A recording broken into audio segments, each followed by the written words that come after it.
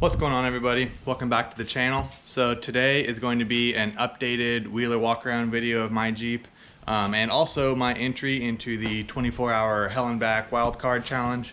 So if this just happens to be Marvin watching, I don't know how much info you're looking for this. These videos are usually pretty long and detailed, so I'll try and keep it short in the beginning here, and you can drop off at any point. To everyone else, all the subscribers, welcome back. I know it's been a hot minute, but the Jeep's gone through a pretty wild transformation, and I've just been wheeling and enjoying it for the last 6-8 months. And dude, the thing is it's a beast. It's a party animal, and I couldn't be happier. So let's just dive right in.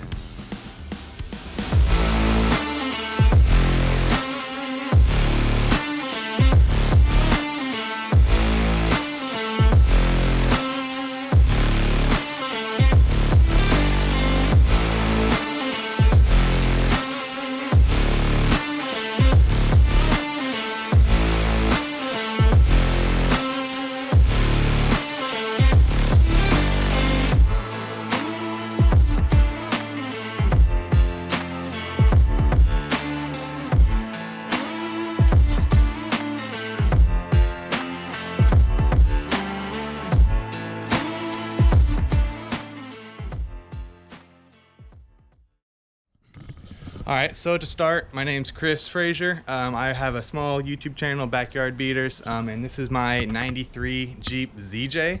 As you can see, I have cut it in half right at the back doors, and it's a full tube chassis from there. I actually took the hatch, I gutted it and welded it back on to make kind of a truck, and then I cut it in half at the firewall, and it's a full tube chassis up front as well. It's running a high pinion 60, ball joint 60 up front with a 14 bolt in the rear. Both axles have ballistic fab shave kits on them, including the 60, which is pretty unique. I don't see that very often. 538 gears, Yukon chromoly axles, 35 spline inner and outer, drive flanges, the whole nine. Artec trusses, Artec ram mount, and then full PSC, full hydro steering.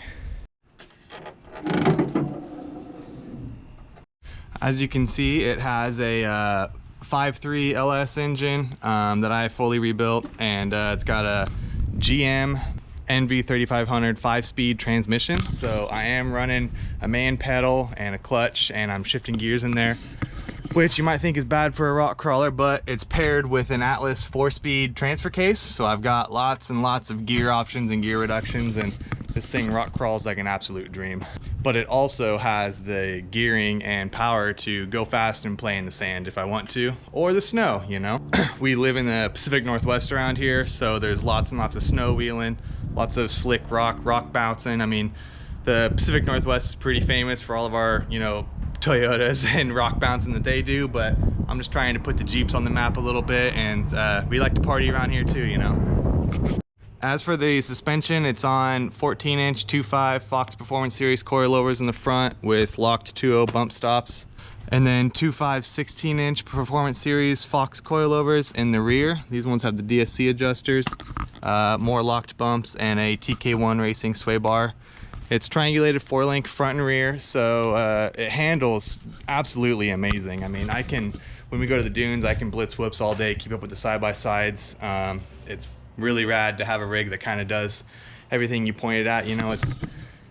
It's not a rig that I built to take bypasses. There's not a single trail in the country that I'm scared of. You tell me where to go, I'll show up, I'll be there, and I'll hit it with, all the woo pows in the world, and put on a good show. You can see the cage runs down to the floorboard.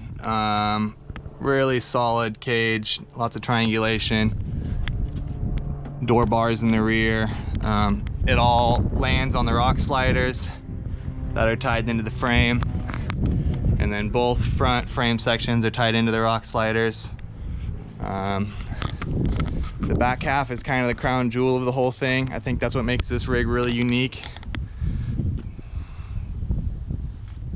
Cutting a ZJ in half and doing the whole truck conversion isn't necessarily new, but I think I'm the first one to ever cut the frame off and do a truggy like that. I've never seen it done. It was kind of a risky thing, but I think it turned out amazing. And the performance that I gained from it, I mean, I cut off so much weight. It's as light as a full-bodied four-door, you know, limousine can be, and it performs amazing. As for tires and wheels, I'm running 42-inch IROCs on some 17-inch Raceline beadlocks. IROCs around here in the Pacific Northwest, they're the tire to go to, man. In the snow, we do snow wheeling half the year, so nothing gets around like an IROC in the snow. I also have these 39.5s, also on Racelines. These are my sand tires, a little lighter setup. They're hot knifed and shaved and nice and light, but they make a good spare too for the 42s. Also important to note that, I mean, I do 100% of the work myself. This Jeep taught me how to fabricate, how to weld, how to bend and notch tube, how to build engines, how to build axles, suspension geometry and theory and design, and I mean everything. It's taught me so much, and it's all happened right here in this little tiny garage. I mean, it barely fits in here. You got to kind of squeeze around, but that's what 4 years, maybe even more, 5-6 years of working on a rig will do, you know. And as for why I should get to go on the 24 Hell and Back, or, you know, Rain of Rocks, or whatever the hell you want to do, I'm Pacific Northwest local, so if you do come to Browns Camp or something, I'm right there. That's my back door. But I also, I mean, I've got the trailer, and anything need be, you tell me where to go, I'll be there. I'm also like super friendly as far as like willing to help out anybody on the trail. I don't care, you know, what size tires you run or how big and badass your shit is. When it breaks, everyone needs to jump in and help, and I'm the first guy there with tools. I'll crawl under a stranger's rig and fix it if I got to. I don't care. I just want everyone to have a good time. And when it comes to the 24 Hell and Back, when everyone else is starting to get tired at 2 a.m., that's nothing to me. When we first finished this thing, my buddy and I actually stayed up all night. We worked on it from like 4 p.m. on Friday all through the night, loaded up the trailer without sleeping. Like we literally finished it, drove around the block, loaded up the trailer, and then went wheeling for a whole day.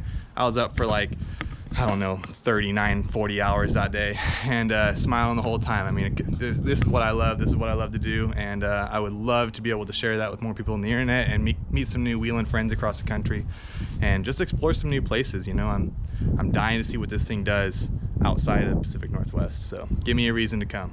Thanks.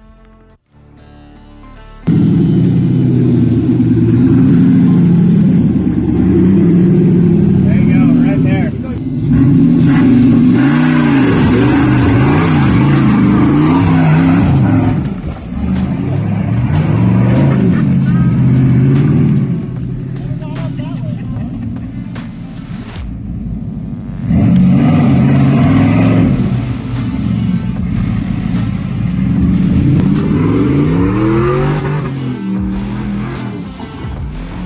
Ha ha ha ha ha!